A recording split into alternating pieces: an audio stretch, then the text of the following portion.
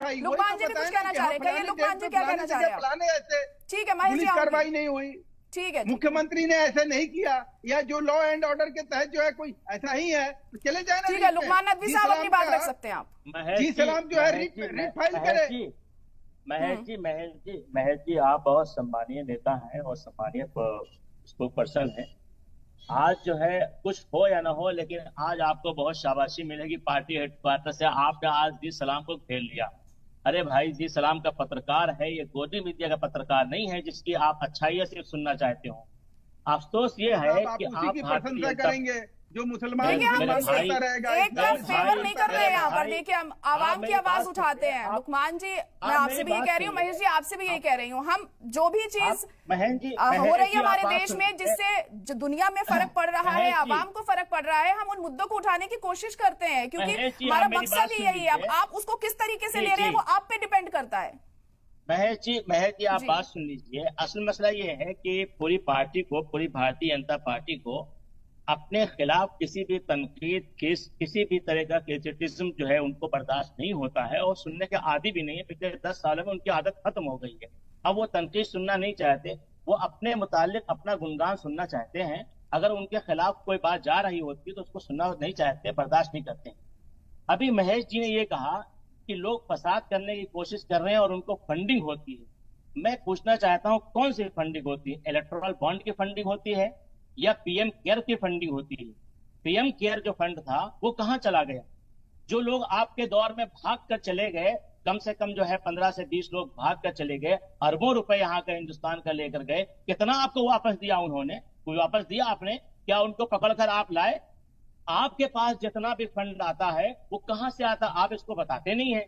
Erectile bond के नाम पर आप पूरे कौम को बर्बाद, गुमराह करते हैं।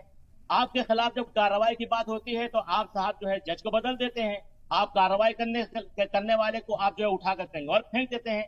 अरे भाई आप सुनिए, आप बर्दाश्त कीजिए। अगर कानून की बात करते हैं तो कानून के दायरे में रह करके आपके खिलाफ अगर कोई कार्रवाई होती है तो उसे कबूल कीजिए।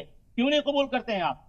अब जहां तक जावेद साहब की बात है, जावेद साहब ने अभी बड़ी अच्छी बात कही कि इनके राहुल जी जो है कन्याकुमारी से और कश्मीर और कहां से कहां उन्होंने पैदल मार्च किया, सब कुछ किया। अकबर नगर नहीं गए, हाथरस पहुंच गए, लेकिन अकबर नगर नहीं गए। मुसलमानों की जो मॉब लिंचिंग होती है वहां उसके खिलाफ कुछ नहीं बोलते हैं राहुल जी, और ना ही वहां जाते उनके वहां किसी घर में मिलने के लिए। लेकिन वो एक जवान शहीद हुआ था, उसके घर पहुंच गए वो मिलने के लिए। क्यों भाई, ऐसा क्या कर दिया मुसलमानों ने आपके खिलाफ? आपने अब तक जो सरकारें बनाई उसमें मुसलमानों का योगदान नहीं रहा है क्या? कि आप उन्हीं के खिलाफ जा रहे हैं, आप उनके हक में बोलते भी नहीं हैं और उसके बाद ये भी कहते हैं कि मुसलमानों के साथ है, मुसलमानों के साथ। ये कौन सा साथ है यार? समझ में नहीं आती बात। दूसरी बात जो है मैं आपको बता दूं कि नीतीश राणे के ताल्लुक से, राजगिरी के ताल्लुक से हुकूमत सिर्फ नाकाम नहीं हुई है।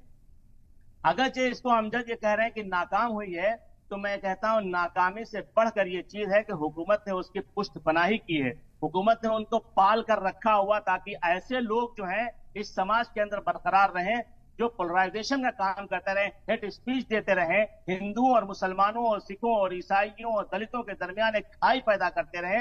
ये खाई पैदा करने से भारतीय जनता पार्टी को और उनके सहयोगियों को फायदा महसूस होता है, तो अपने फायदे के लिए ये कुछ भी करने को तैयार है, चाहे मुल्क जल जाए।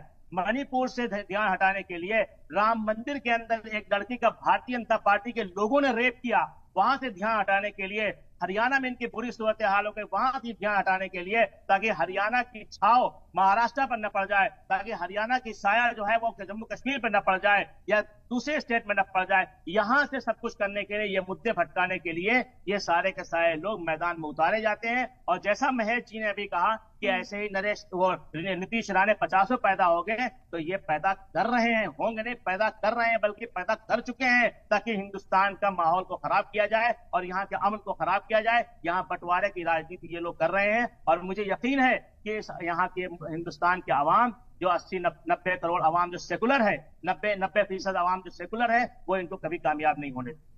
चलिए ठीक है।